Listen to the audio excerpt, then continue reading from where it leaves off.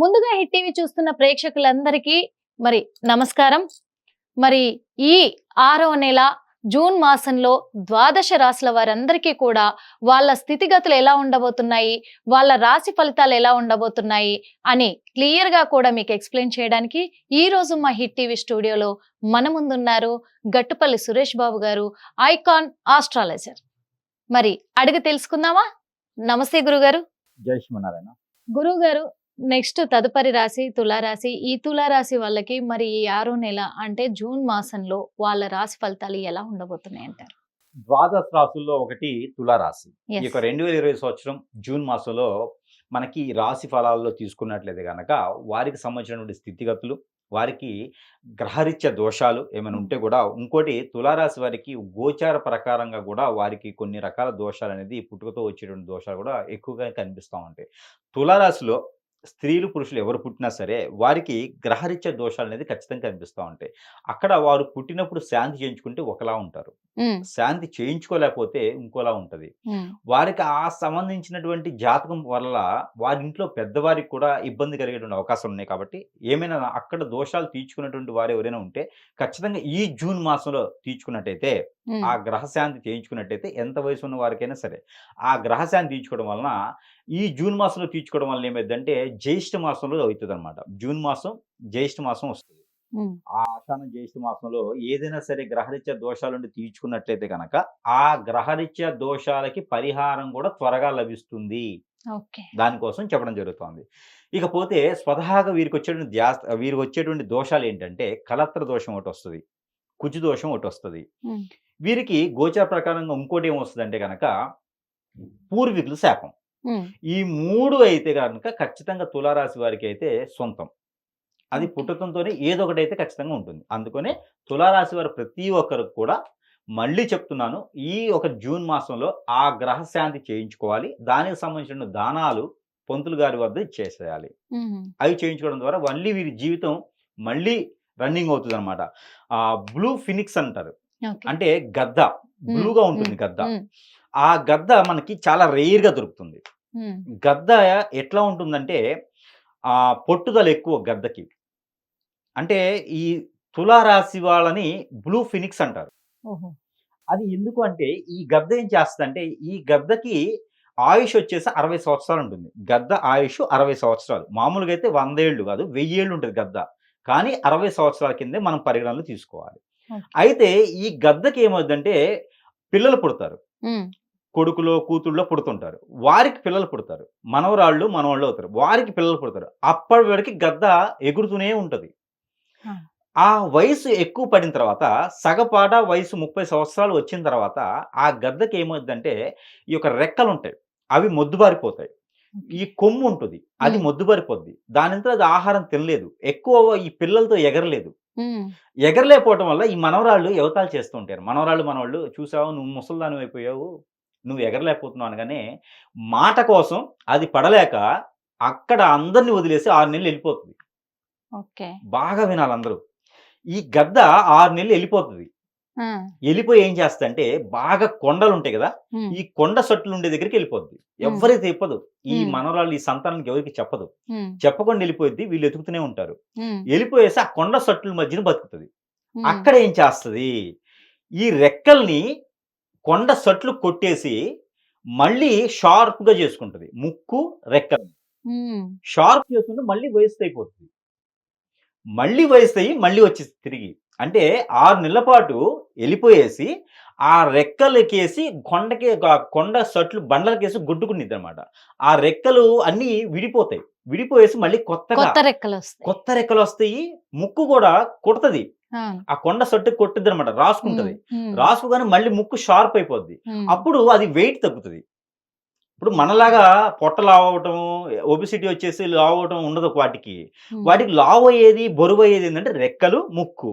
ఈ రెండే వయస్సుని చూపిస్తది ఉమ్, పక్షులకి. కాబట్టి అది కొండ సట్లు కొట్టడం వలన మళ్ళీ షార్ప్‌గా తయారయ్యేసి ముది మనవరాల్లాగా ఫైట్ చేస్తది. కూతురు, కొడుకులా కాదు. మనవరాలు, మనవలా కాదు. అది ముది ముది మనవరాలు. మనవరాల్లాగా అంటే 4గో తరానికిదో సరిపడా మళ్ళీ ఎగురుతది. ఇక రా చూసుకుందామని. అంటే అంత పట్టుదలగా ఉండేటువంటిది గద్ద. ఓకేనా? గరుడు పక్షి అంటే అంత ఉంటదనమాట. అందుకే గరుడు పక్షి వాహనం మీద ఊరేగేటువంటి ఎవరైతే విష్ణుమూర్తి ఉన్నారో, ఆ గరుడు పక్షి వాహనం చూడడం ద్వారా మనం కూడా అంతటి స్థాయికి వెళ్ళగలుగుతామనే ఒక కోరిక ఉంటదనమాట. అందుకనే ఎప్పుడైనా సరే, ఎవరైనా సరే, ఎక్కడైనా బ్రహ్మోత్సవాలు జరిగితే గరుడ వాహనం మీద ఊరేగేటువంటి స్వామివారిని దర్శనం చేసుకోవాలి, హారతివ్వాలి. ఊరక పిచ్చోళ్ళై జనాలందరూ అక్కడికి స్వామివారి దగ్గరికి వెళ్ళరు. అవును. ఏది? ఈ ఒక బ్రహ్మోత్సవాల్లో. అందుకని వెళ్తారు బ్రహ్మోత్సవాలు చూడటానికి. అయితే ఈ తులారాశి వారి గురించి చెప్పడానికి కారణం ఏంటంటే, వీరు అలాంటి శక్తి యుక్తులు కలవారు. అవన్నీ కూడా ఈ జూన్ మాసం నుంచే మొదలవుతాయి. ఎందుకంటే 11వ స్థానంలో ఉన్నటువంటి కేతువు, 11వ స్థానంలో ఉన్నటువంటి కుజుడు వలన అవుతది. కుజుడు 11వ స్థానంలో ఉండడం అనేది ఈ తులారాశి వారికి ఖచ్చితంగా అదృష్టం అని చెప్పొచ్చు. ఓకే. అన్‌ఎక్స్‌పెక్టెడ్‌గా పెళ్ళవ్వటం, అన్‌ఎక్స్‌పెక్టెడ్‌గా సంబంధాలు కుదరటం, అన్‌ఎక్స్‌పెక్టెడ్‌గా విదేశీయానం హ్మ్. అన్నీ కూడా తెలియకుండా అయిపోతాయి. ఎప్పటినుంచో పెండింగ్ పడ్డటువంటి వ్యవహారాలు, బుక్కులు పక్కన దుమ్ము పట్టేలా ఉంటే వాటిని మళ్ళీ తీయటము, ఏదైనా కోర్ట్‌లో జరిగేటువంటి వ్యవహారాలు లాయర్ కావచ్చు, జడ్జి కావచ్చు, లేకపోతే కలెక్టర్ కావచ్చు, గ్రూప్ 1, గ్రూప్ 2, గ్రూప్ 3, గ్రూప్ 4 పరీక్షల్లో ఎగ్జామ్స్ రాయొచ్చు. ఇలాంటి వాటిలో ఉన్న వారికి కూడా విసిగేసిపోయింది జాబుల కోసం వెళ్ళేసి అన్న వారికి కూడా ఏదో ఒక రకమైన అవకాశాలు దొరకడం కూడా కనిపిస్తుంది. కాబట్టి ఈ యొక్క 11వ స్థానంలో నుండి గ్రహాలన్నీ కూడా వీరికి అనుకూలంగా ఉన్నాయి కాబట్టి ఖచ్చితంగా ప్రయత్నం చేయండి. ఈ 2020 సంవత్సరంలో చెప్పుకోదగ్గటువంటి స్థాయికి వెళ్ళేటువంటి అవకాశం అయితే తులారాశి వారికి లేదు అని చెప్పలేం. ఖచ్చితంగా కనిపిస్తుంది. ఖచ్చితంగా కనిపిస్తుంది. ఇప్పుడు ఇక్కడ రాజకీయ రంగంలో ఉన్న వాళ్ళకి, సినిమా రంగంలో ఉన్న వాళ్ళకి ఎలా ఉండబోతుందంటారు? సినీ రంగంలో వారికి కూడా అవకాశాలైతే మెండుగా కనిపిస్తా ఉన్నాయి. ఏదో ఒక రకమైన అవకాశం. కాకపోతే నాకు ఈ స్థాయి ఉంది, ఇది నేను చెయ్యను అనుకోకుండా మాత్రం ఏ రంగం వచ్చినా అందిపుచ్చుకోవాలి కానీ అవకాశాన్ని చేజార్చుకోకూడదు. లక్ష్మీ అమ్మవారు కుబేరునితో పాటు వచ్చేసి తలుపుని మనము సూది ఉంటుంది గదా! సూదితో కొడుతుంది. ఆ సౌండ్‌ని మనం గమనిస్తేనే తలుపు తీయాలి. తలుపు బద్దలుగా కొడతారు. అది రాక్షసులో, భూతులో వాళ్ళని ఇబ్బంది పెట్టాలన్నట్టు తలుపుని బద్దలు బద్దలు టక టక టక టక కొడుతుంటారు. బెల్ కొడతారు చూసారా? ఆ బెల్ సౌండ్‌కి ఇరిటేషన్ వస్తది. వాళ్ళ వల్ల మనకు ఉపయోగం లేదు. సూది బెజ్జం అంటే హ్మ్. సూదితో మోగినటువంటి సౌండ్ ఉంటది గదా!